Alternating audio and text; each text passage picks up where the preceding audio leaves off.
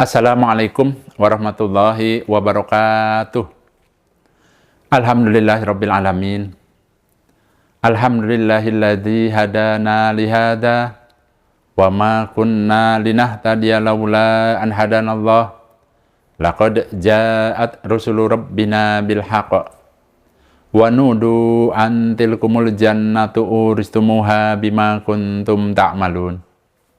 Asyhadu an la ilaha illallah wa asyhadu anna Muhammadan abduhu wa rasuluh sallallahu alaihi wasallam wa ala alihi wa ashabihi amma ba'da. Bapak Ibu yang dirahmati Allah, kembali di sini saya akan menjelaskan mengenai pahalanya orang yang melaksanakan ibadah di bulan Ramadan di kota suci Makkah. Ya, karena ada yang menanyakan, Pak, kenapa sih banyak orang yang ke Mekah di bulan Ramadan itu?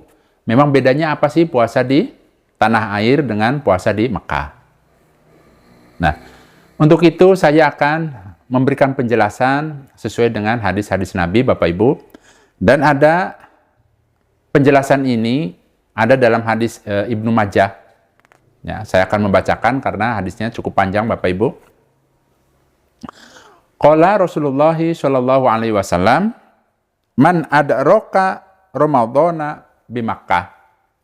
Barang siapa yang menjumpai Ramadan di kota Mekah, wasomahu, ya, kemudian dia berpuasa, nah, di bulan Ramadan di kota Mekah tersebut, wa qoma minhu ma tayassara lahu, dan berdiri, maksudnya sholat, ya, melaksanakan sholat-sholat, baik itu sholat yang wajib maupun yang sunnah. Kataballahu lahu, ya, maka menulis Allah bagi orang tersebut mi'ata alfi sahri Ramadan fima siwaha, yaitu 100.000 Ramadan selain kota suci Makkah. Itu yang pertama pahalanya, Bapak Ibu. Ya. Saya jelaskan, barang siapa yang menjumpai Ramadan di kota Mekah, kemudian orang tersebut berpuasa, kemudian dia melaksanakan sholat-sholat, baik itu sholat yang wajib maupun sholat-sholat yang sunnah, yang mudah baginya, maksudnya sholat-sholat sunnah yang mudah baginya, maka menulis Allah baginya 100.000 Ramadan selain, ya, kota Mekah. Ya. Maksudnya, baginya cukup ibadah di bulan Ramadan di kota Mekah dibandingkan umpama dia ibadah di tanah air.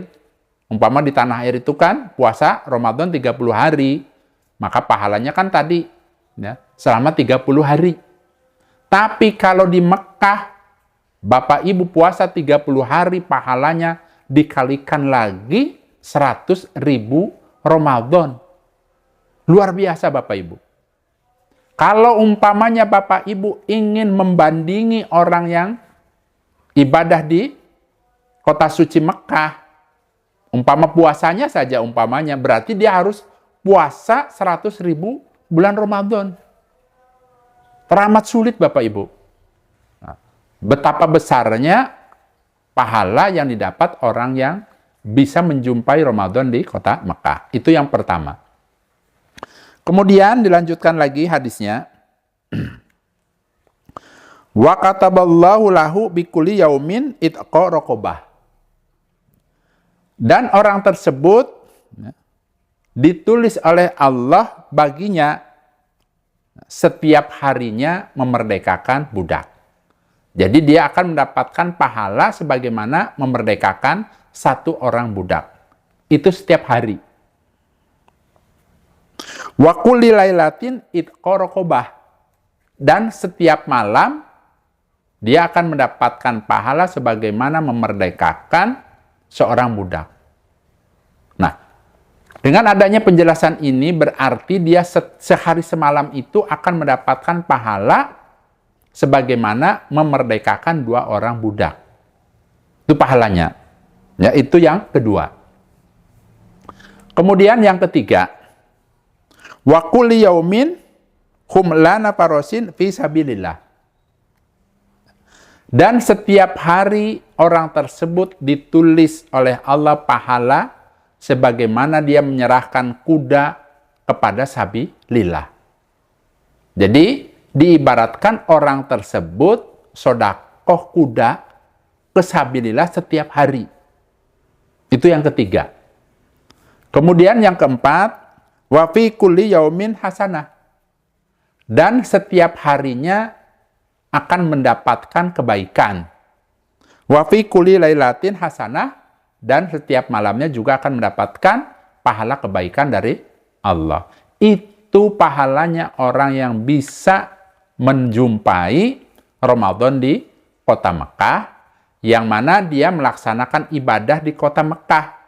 Baik itu puasa, kemudian dia sholat, ya, baik sholat yang wajib, yang sunnah, dia kerjakan di kota Mekah, diniatkan karena ingin mendapatkan pengampunan dari Allah, diniatkan karena ingin mendapatkan pahala dari Allah, maka orang tersebut pertama akan mendapatkan pahala 100.000 Ramadan.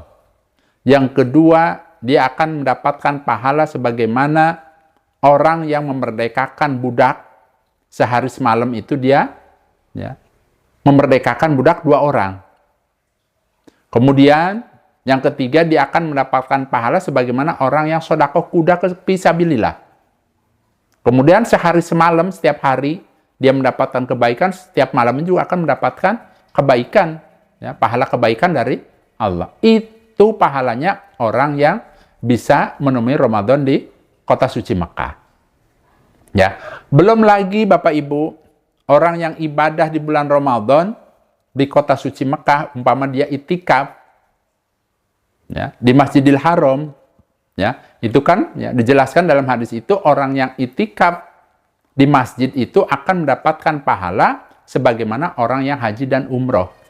Belum lagi umpama pada saat 10 malam terakhir, ya, dia terus itikaf dan kemudian umpama mendapatkan pahala Lailatul Qadar.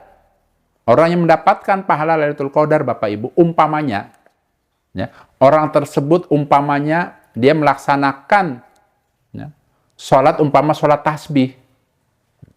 Nah, itu umpama dia mendapatkan pahala pas saat Lailatul Qadar turun, maka baginya ibadah sholat tasbihnya itu dilakukan selama kurang lebih 82 tahun. Sholat tasbih terus. Umpama setelah sholat tasbih kemudian dia sholat hajat. Nah, itu pahalanya sama dengan dia melakukan sholat hajat selama kurang lebih tadi 82 tahun. Luar biasa polnya. Nah, untuk itu Bapak Ibu, ya, dengan adanya penjelasan-penjelasan yang saya jelaskan ini, ya, jelas hadis-hadisnya ini, jelas hadis dari Nabi Bapak Ibu, ya, pahalanya pol. Belum lagi umpama Bapak Ibu berada di kota suci Mekah, ya, umpama sedekah kurma dan lain sebagainya, nah, itu pahalanya luar biasa. Nah, dengan adanya nasihat ini saya mengetuk Bapak Ibu, ya, silahkan manfaatkan hartanya, manfaatkan waktunya, dirinya, ya, untuk apa? Untuk meluangkan sedikit saja, ya, syukur-syukur setiap tahun bisa ke sana. Luangkan waktu Bapak Ibu, ya, selama ini kan umpama sibuk, ya, selama 12 bulan itu umpama sibuk terus, 1 bulan silahkan longgar-longgarkan, sempat-sempatkan untuk bisa ibadah, ya, di bulan Ramadan di kota suci Mekah, itu ya. Karena apa? Pahalanya pol, ya. Terlebih, ya, hari ini insya Allah ada beberapa subscriber Abah Jojo ini, ya, dia WA kepada istri saya, ya, minta doanya. Dia katanya ingin melaksanakan umroh di bulan Ramadan tapi yang awal, tuh ya. Bersyukur sekali Bapak Ibu, ya, bisa melaksanakan ibadah umroh, kemudian bisa ibadah di tanah suci pada saat bulan Ramadan, luar biasa. Nah, itu semua Bapak Ibu akan menjadi bekal kita pada saat kita sudah dipanggil oleh Allah, maka kita punya bekal. Ya. Kenapa saya katakan seperti itu Bapak Ibu? Ya. Pertama, yang namanya kematian itu datangnya sewaktu-waktu. Tidak menunggu sakit atau tidak menunggu tua dulu Bapak Ibu. Kalau waktunya ajal sudah tiba, tidak ada kesempatan lagi untuk bisa ibadah, Bapak Ibu. Ya, silahkan sempat-sempatkan, silahkan niatkan. Kalau belum cukup rezekinya dari sekarang, silahkan menabung.